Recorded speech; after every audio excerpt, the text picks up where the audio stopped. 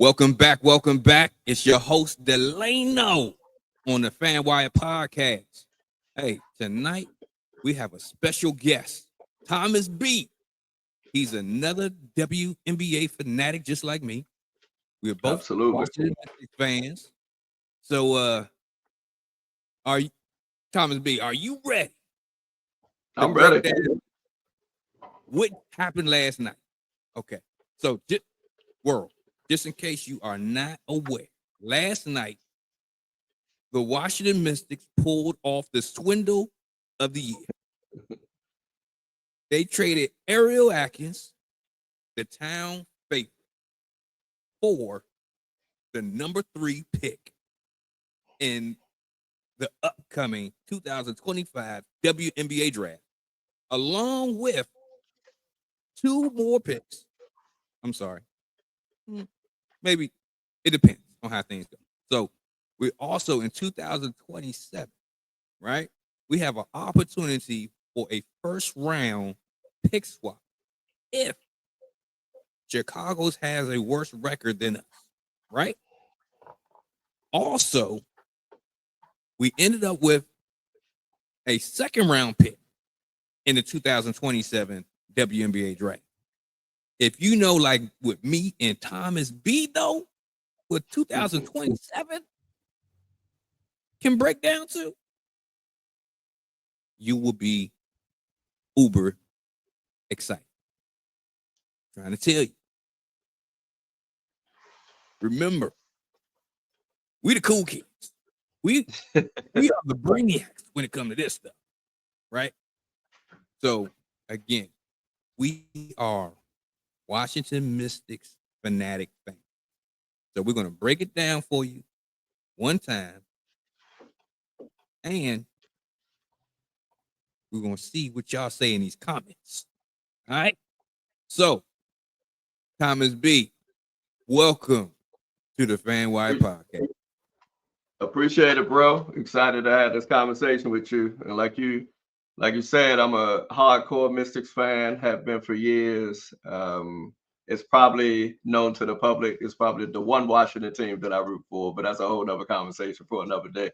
So, but we're gonna focus here. We're gonna focus here on the Mystics. That's the important thing today. So. The Mystics is the unifying team in the DMP. Absolutely. All right. So, again, just like, we've already said, Ariel Atkins was traded. There are a lot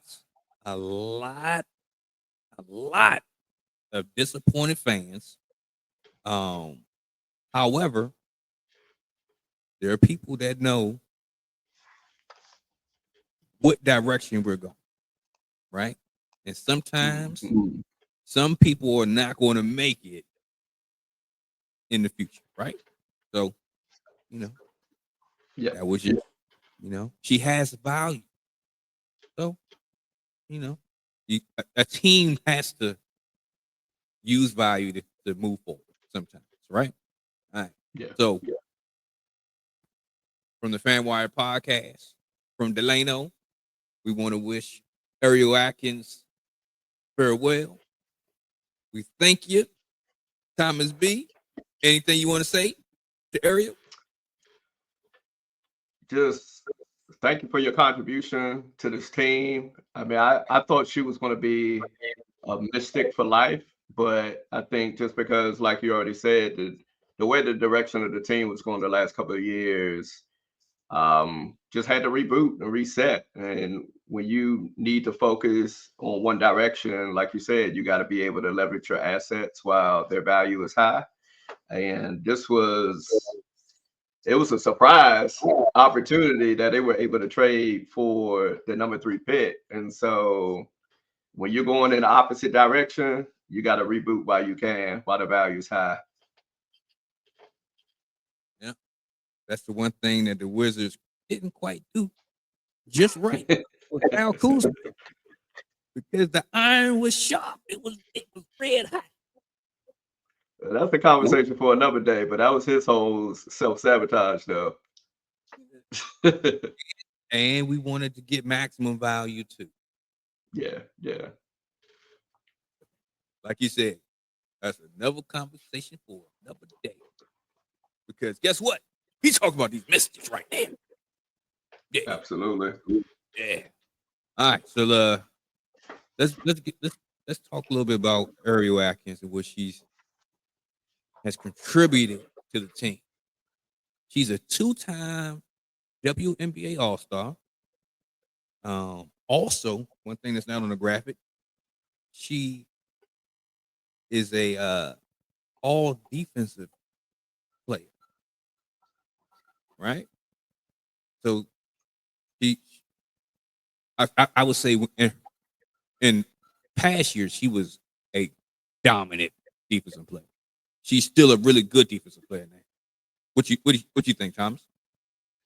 Yeah, absolutely. I think she's one of the few players last year and in years past that really played on both sides of the basketball. I think, and really last year, like her role, I mean, I think her role was so vital to the team last year, especially with injuries in and out the lineup and just kind of a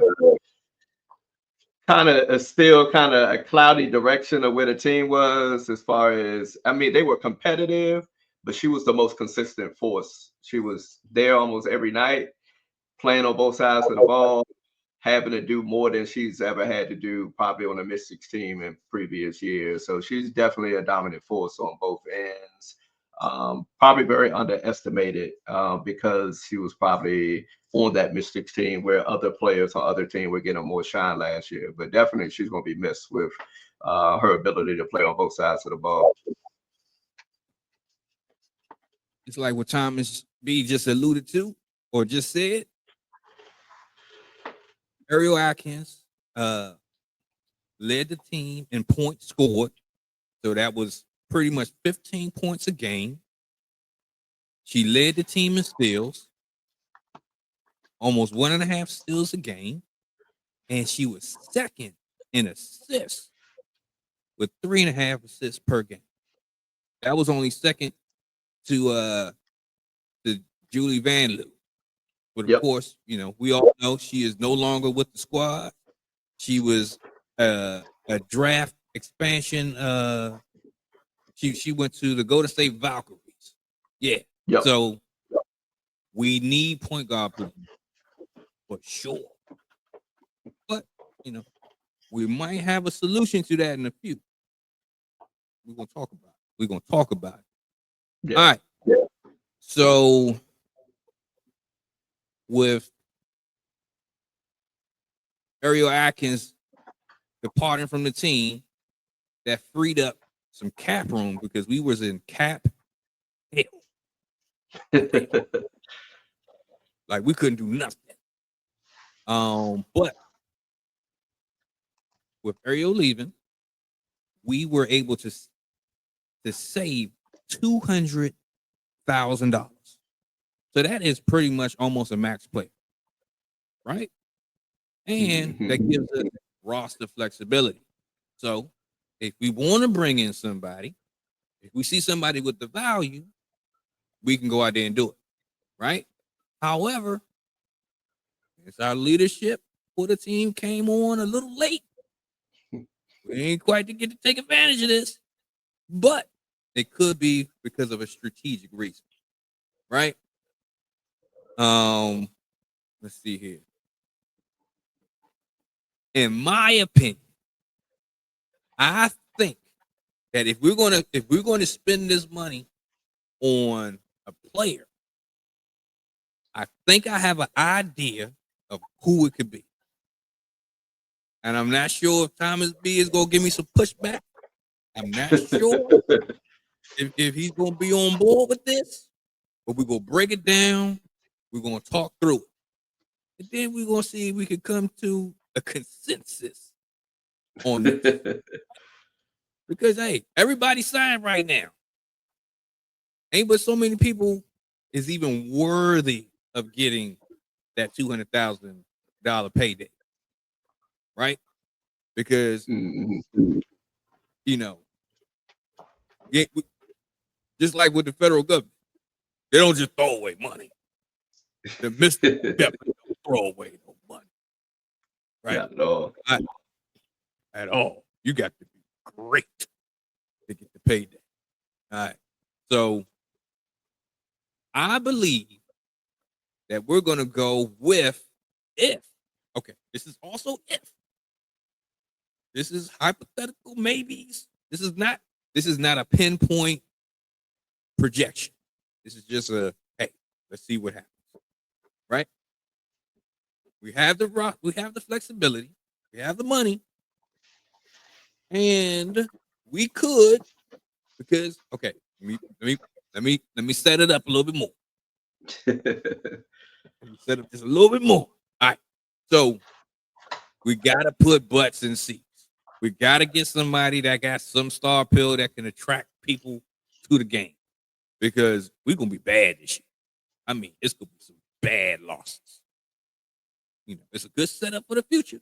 There's gonna be some bad losses. You know, we fanatics. We here for it. We don't know if everybody is here for it. Everybody else. We don't know if everybody else. They're not. They're gonna be here for Caitlin and Angel. Those games will be sold out. There's gonna be a lot of empty seats in the other games. Yeah. You ain't never lied. You ain't never lied. But guess who gonna be there? We gonna be there. Absolutely. All right. So, Thomas B, are you ready? I'm ready. All right. This is who we're gonna go with. Kennedy Carter. The lightning rod. I like Kennedy. You like Kennedy? I like her. I see where you're going with it. I feel a butt coming. I see where you're going with it. You see where I'm going? Okay. All right. Kennedy is the type of player, especially when we don't have guard play right now. She's the type of player that can come in and be a leader. I don't know if she fits this next iteration of the Mystics team, but I want to hear why you say Kennedy though. I believe, right? If this, okay, let me say it like this. If this was not a full rebuild year, right? Kennedy Carter would be the replacement for Ariel Atkins. Similar style players. She doesn't play any games with the ball. She's going to get to her spot, get her shot, right? She's super athletic. I was listening to her on another podcast, and she was saying, hey, she can jump and touch the rim. That's a lot of athleticism, right? Because look, it's a lot of us guys that can't touch the rim. I'm one of them. I can't do it no more. I had some back in the day, but nowadays it's great. It then took these jumping skills away. All right. So I believe that if this was a regular year, if the CBA wasn't getting blown up, Kennedy Carter would be on the Washington. Another reason, in that same podcast, she said that she had a meeting with a WNBA team. She didn't say who about bringing her in. And, you know, there's been reports that said that she doesn't do well with other teammates. She doesn't do well with, locker rooms and stuff like that. But from what I saw in Chicago, I ain't see that. I saw that she was a great team player. You know, they was doing a whole lot of TikTok videos and all kind of team bonding videos, and they look great as a team, right? Like they was getting along, right? One more thing. The head coach, Sydney Johnson, is her last assistant coach in Chicago. Yeah. If this was a regular year, I think it would make a lot of sense. But I got a feeling that Thomas B is going to just shoot me down. What you got, No, Thomas B? no. So I'm gonna tell you why I like your choice in Kennedy is, and I think it goes back to some of the things that you said. And I think she gets a bad rep because she's a feisty player, and she's a feisty player. She speaks her mind. She brings that attitude to the court. I mean, you think about the type of player like a Draymond Green in the NBA, or persons that kind of they got that attitude on the court, and that's kind of who she brings as a part of the team. Now, if this was last year's Mystics or the year before, she definitely wouldn't be on those Oh, versions of the Mystic squad because they wanted players that kind of fit a certain mentality. And I think that's part of the reason why they didn't draft. They missed out on drafting Angel Reese last year, which I was pissed about. And then the year before, when they had the number one pick, they missed out on Ryan Howard, who's with the Dream, because they said she had attitude or motivation issues. But if you look at the way they've made up the roster the last few years, Kennedy wouldn't have been like a part of that type of culture that the former regime had. But I love your thought about this because again, point guard play was kind of iffy last year. And even now, the way their roster is, because they haven't made a lot of additions, there's a big void at the point guard spot.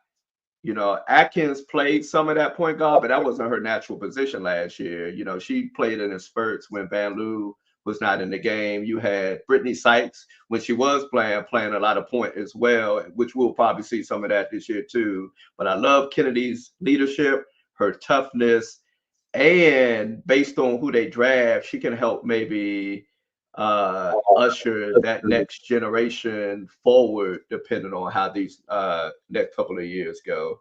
But I can see a 1 or 2 year deal for her. I think my only but is just the direction of the team. She's a winner. Like she's a born bred winner. I don't know how Kennedy is going to respond on a team that's not looking to win this year. That's my only but to this. I was thinking that she could have went to Golden State and starred out, but just like you said, they're not winning. You know, But I don't free know. agency is drying up right now, so she don't have a lot of options. So I can see. So I'm warming up to the idea of what you're saying because she don't have a lot of options left. People have made that for the most part have made all their moves, and so I can see that happen, especially with the connection to the coach. There's a void at point guard. It makes sense.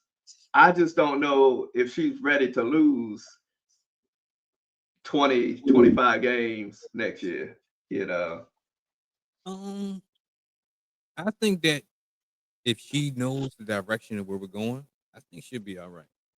Yeah. I think Yeah. I think it's when people don't give the effort that she's giving, it rubs her the wrong way. I think she has Yeah. like a Kobe Bryant type of mentality. Yeah.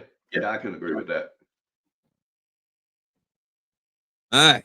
So now let's talk a little something else.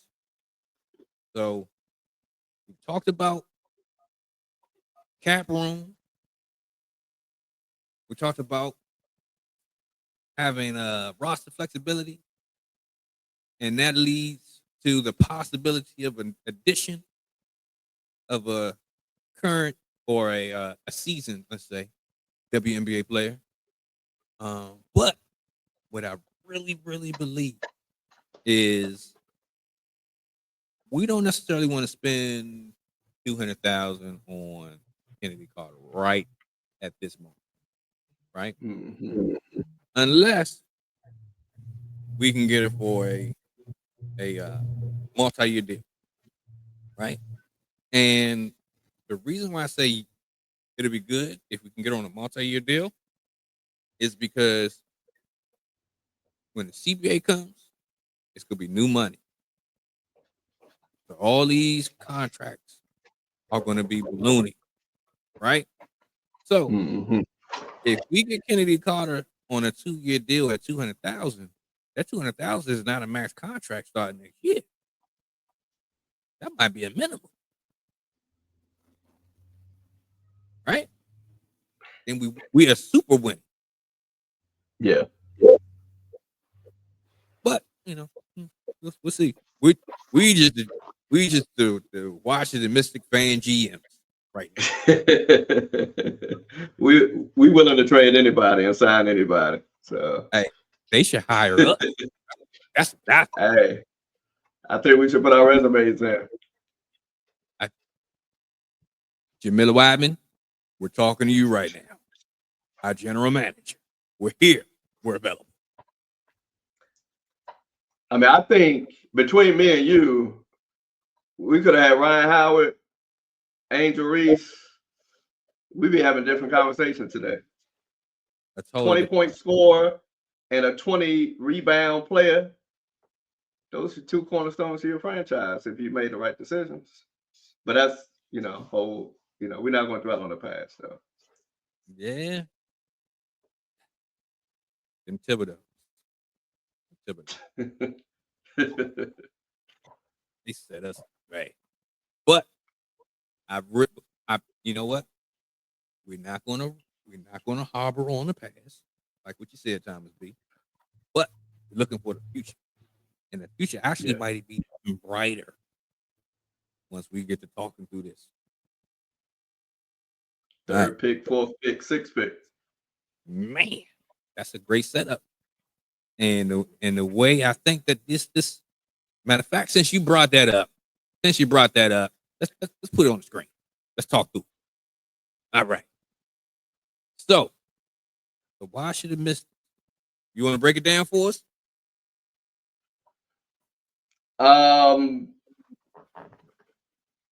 You want to talk about the salaries? I can talk about potential players that they consider at those picks. All right, cool. I'll set it up. Then we go with that. All right. So the Washington Mystics in 2025, we have a boatload of picks. And traditionally, in WNBA drafts of past, doesn't matter what team it is, most players do not make the team, right? They don't get signed. You might get somebody from the first round, and then you might get somebody in the second, one person from the second or third that might sneak onto a team. They have to ball out, right? But since we have a lot of roster flexibility and we got money to burn, I think that we're going to draft some players that's going to be set up for the future. And also, you also look at that money, right? Look at that money. Those players are going to be coming in at that salary for 3 years. It's going up because most likely that pay is not going to increase unless they work it out in the CBA. But traditionally, that ain't how it works. So you think about it. We might have an opportunity to have, 5 players? That's like that could be starters. That could be our whole bench mob. That could be anything, right? Those players can be locked in, and then we can max out on future time. Yeah. I think the GM is cooking if that's the direction we go. All right. So in 2025, in our first round, we have the number 3 pick that was just acquired from Chicago in the Ariel Atkins deal. We also have the 4th pick. That's our natural pick. But we probably should have had the number 1 pick. But of course, the Thibodeaux is being Thibodeaux. We want to win at the end. But we'll have that conversation another time. So then we have the 2025 first round pick, the 6th pick. That came from the Atlanta deal, from the Ryan Howard trade that Thomas B talked about, that we just shake our heads about, Then from the Connecticut Sun, we have a second round pick That's the 11th pick in the second round. I forgot what trade that was. You remember what trade that was? I don't. That's a good question. I had to go back. Okay. That, yeah. I'm gonna have to do some research on that one. Okay. No worries. No worries. All right. So then we got a 3rd round pick. And that's from the Phoenix Sun trade. I'm sorry. No, Phoenix Mercury trade. And yeah. So if we do the math, right? If we end up signing every single player, let me get this math. Let me get this calculator going. Hold on. Hold on a second. Thomas B, why don't you talk a little bit? How to get this calculator going?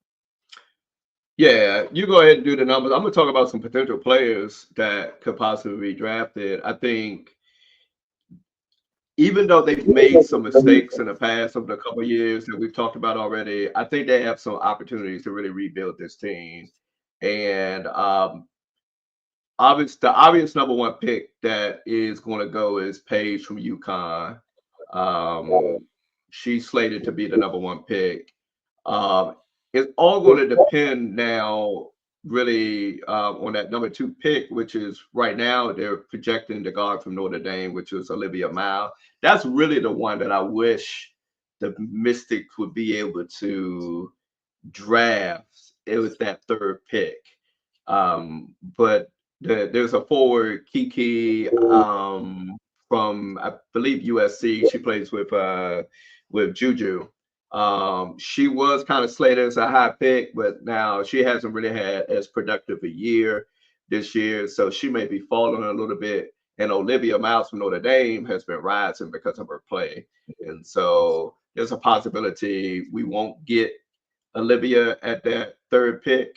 But if she does go number 2, there's so many directions. I think the Mystics have the opportunity. I think we'll probably see the other guard from Notre Dame. Her name is Sonia Citron. She's their shooter. She's a perfect replacement for Ariel Atkins, coming into kind of that 2 guard spot. There's a center from France. Her name is Dominique Malunga. I might be pronouncing her name wrong. Apologies, Dominique, if I'm pronouncing your name wrong. But she's from France. She's 6'6". That gives them a project center over the next couple of years. She's only 19 years old, but she's slated to go high in the draft. It gives an opportunity to get a guard, get a center, and then when they come back with the 6th pick, I don't know where Golden State is going to go, and it just depends on what happens to that number 2 pick. But this, you know, I'm feeling like they need a point guard or another guard, but I think it's going to be hard to ignore Anissa Morrow from LSU at that pick. You got Cheyenne Sellers from Maryland at that pick. These 2 are my favorite college players in the women's game that are like explosive. I mean, Cheyenne is a guard. She's definitely another scorer. She could run the point. She's probably more like a Brittany Sykes, who's more of a combo guard. We saw Cheyenne handle the ball a lot at Maryland, but those are kind of the 2 players. I'm like, I hope the Mystics get, just to give some depth on the bench. I don't know where that second round is going to go, though. I think they could take some risks with those second round picks, being as though they may or may not make the roster. What would be very interesting is the girl that used to play with LSU last year. If they use one of those picks on that pick on the second round, Haley Van Leaf, that could be an interesting take a risk in the second round at that point guard spot, because she's balling at Texas. I believe she's at Texas Tech. She's balling. But I'm gonna stop right there because this is the nerdy side of me coming out of the women's game. So. Oh, no, this is the smart guys. We are cool, right? If that means Absolutely. analytics, if that means, hey, put like this. What you also don't know about Thomas B. Thomas B is coach. He hoop. He know the game. He could break it down. So, yeah, Thomas B. Thank you again for being on the show today. Thank you, sir. My pleasure, my brother. All right. So let's break this math down real quick. All right. So if we end up signing the top 3 players, our top 3 draft picks, right? That is only $135,346. That still don't even meet what Ariel Atkins is leaving on the board. Right? So we have a lot of options here. Right? So when it comes to how much money the team has, let's see, in cap space, we have, let's see here, what they're saying we got a whole lot of money. We got over $700,000 in cap room. Really? Okay. We just made the fans even more mad. Because they're like, we could have signed everybody. But it's not about now. It's about the future. About 2027. Hey, we about to go there. I don't think they really understand what's going on here. They don't understand. They ain't ready for it. Because if our our Washington Mystics leadership is not playing checkers. They are playing chess.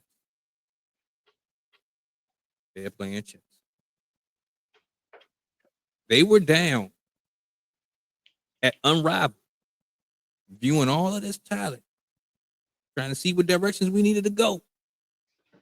When I know I was making videos about these people are missing in action. We don't know where they are.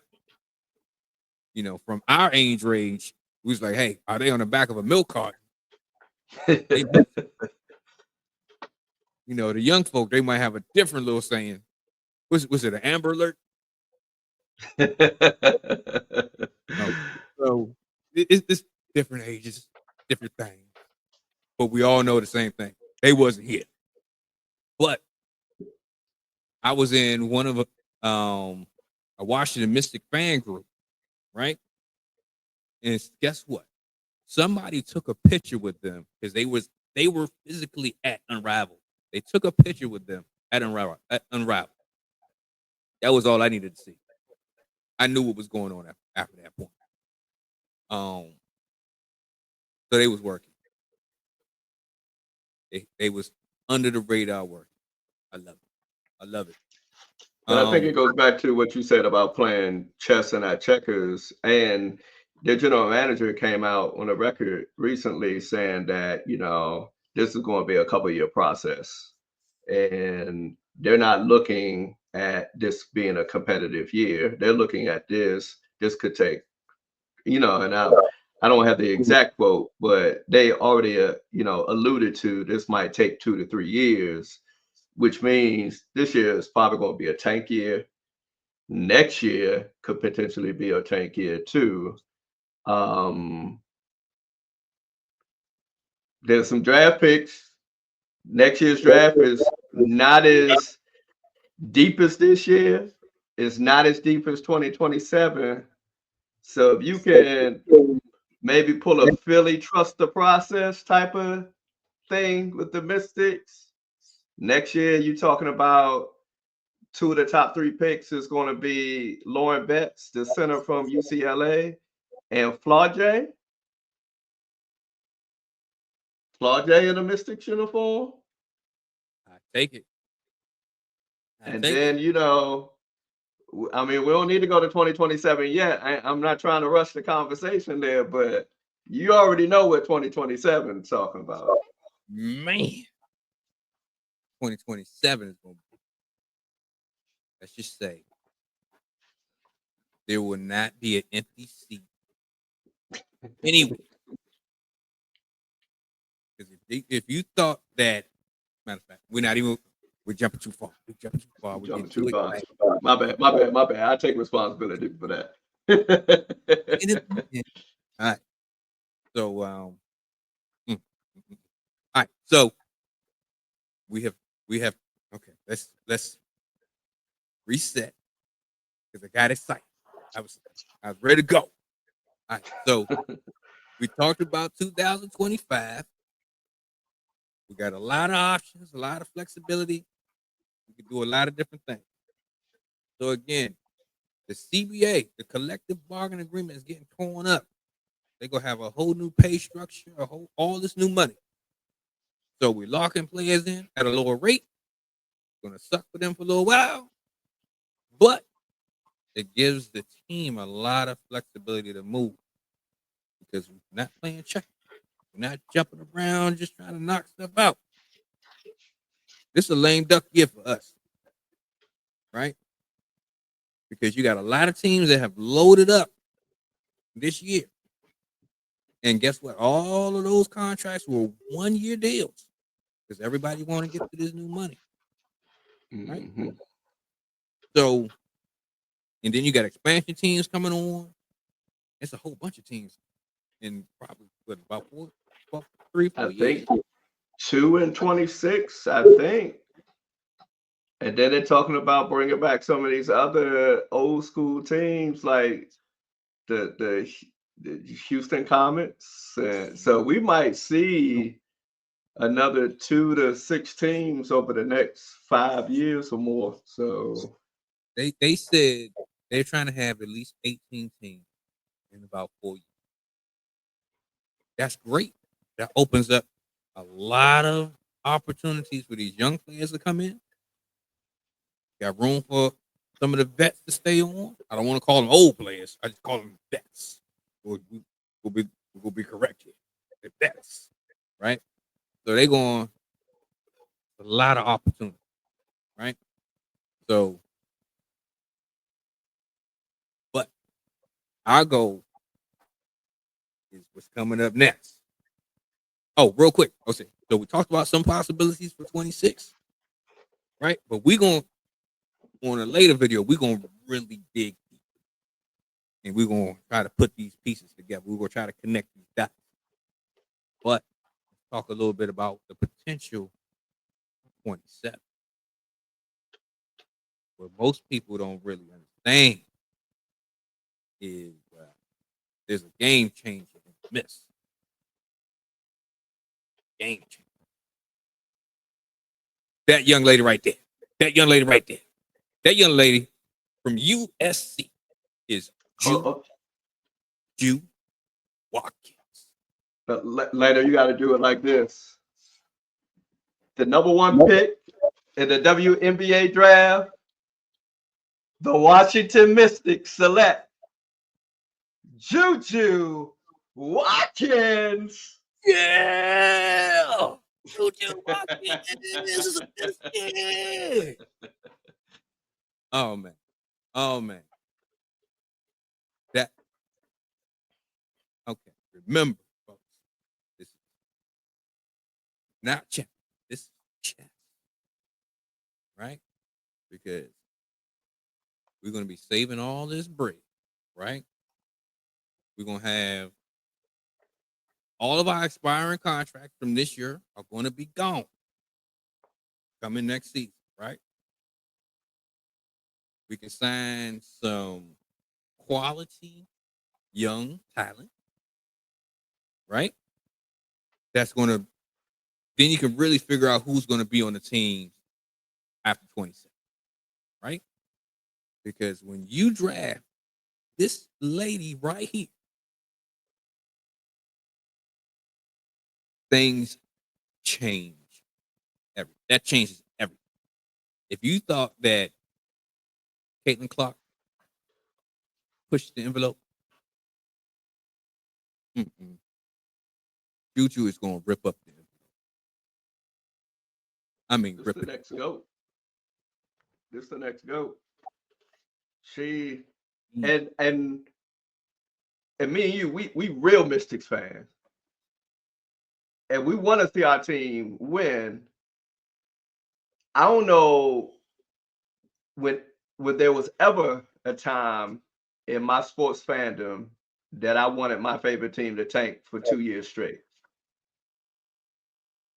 for this one player. I'm willing to go through the painful losses just to get an opportunity to draft this individual. This is the next GOAT. This is Maya Moore times 3. You got to. And I know other teams are probably going to try to tank too. It ain't gonna work. But we got to find ourselves. And I hate to promote losing, but if it means Juju, hey, we're gonna do let's go Owen whatever. Yes. It's all about Juju. We need to do hashtag all for Juju. I'm with it. The video. Because man, okay. Let's talk about Juju's game. All right, so Juju, because okay, all right. So for the fellas, right, that don't know about WNBA, we got to compare her to somebody in the NBA, right? To me, her game reminds me of Carmelo Anthony in a guard's body with the defense of Michael Jordan and Scottie Pippen. Matter of fact, let me just scratch Jordan's defense off. I'm just gonna say Scottie Pippen's defense with Carmelo Anthony's offensive package. What you think, Thomas B? What you got for us? I like your comparison. I'm gonna give you a WNBA comparison. All right, what you got? I'm gonna give you 2. One is probably who she's closer to, but a former Mystic she kind of reminds me of. The player she reminds me of is Tamika Catchings. Okay. Tamika Catchings was around the same height, could do anything on the court, could play any position, can bring the ball down in a fast break, can shoot the J, can defend. Probably not an equivalent comp, but she kind of, she gives me some Shamika Holslaw vibes from back in the day, just of the versatility of her game. And I'm not saying their games are identical, but Holslaw had that versatility to her game where she could run the point, but be under the basket playing center and guarding your 5. And that's Juju. She has that type of versatility. So before y'all start jumping in the comments saying her game not like Holslaw, they 2 different players. No, I'm just talking about the versatility here. I know what I'm talking about. It's the versatility of the game. But I think her comp is more to make a Catchings too. The coach is speaking. You don't question the coach. All right. So we have given you a well-rounded comp of Juju Watt. We've given you the NBA, but even better, we gave you the WNBA comparison. Right? Where else can you find this type of analysis that you get here on the FanWire podcast? So if you get this long, take a second, stop what you're doing, like the video, subscribe to the channel, because guess what? You here now, you family.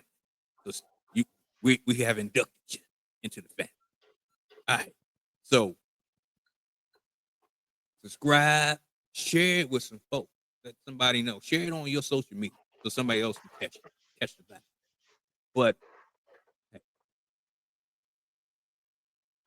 let's talk back about Juju. Juju is the future of this league. Flat out. And then on top of that, we missed out on Angel Reese, right? We had the opportunity to draft her, but we did get Aaliyah Edwards. So if you've been watching Unraveled, Aaliyah is she's taking that next step. She's ready, right? But we missed out on the homegrown Angel Reese, along with all of the fans and support that she was going to bring, right? But Juju, that's a whole new stratosphere, a whole new level. We talk about Capital One, Every night. not just twice a year. We talking about every night, Capital One. Every night. Sold out. Because if Juju and USC, they recently played the Maryland Terps here. And talk about the game was sold out early. People wasn't playing. They came to see Juju. You thought people came to see Caitlin? This a totally different animal here. It's a totally different situation here. And she played the two. And just like what Thomas B said, she's versatile, so you can place her anywhere. And she's a lockdown defender. We thought Ariel Atkins was a really good defender. That's different. This is different. And she's 6'2". Yeah. Different. And she's super marketable.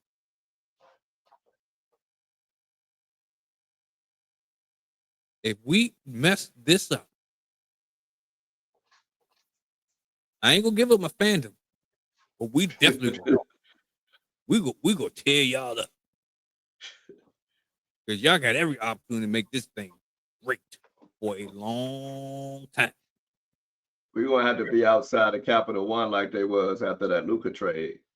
Man, we're not gonna threaten nobody, but we gonna make your night bad. Oh man. All right. Thomas B. This was a good one. I gotta say, this is definitely the best show that the FanWire podcast has produced. I want to thank you, sir, because it wouldn't have been this way without you. Appreciate you, my guy. I appreciate you having me, and I'm happy to come back anytime. You know, I like this Mystics talk, and you know, I'm pulling up this year, losing and all. I'm pulling up this year, so I didn't make it last year to any games. Probably the first year in a long time I didn't make it to any games, but I'm there this year. So let's do it. Let's do it. Hey, I was at the Washington Mystics championship game when they played Seattle at Eagle Bank, right? We looking for those to come back. Capital One. Yeah.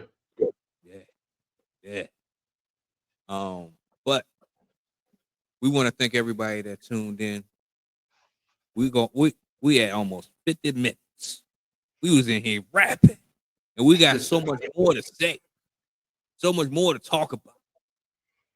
And if you're a Washington Mystics fan, you're not gonna find any other podcast, any other place that's going to give you the in-depth knowledge and the fandom that we have for our team, the Washington Mystics, other than here at the FanWire podcast.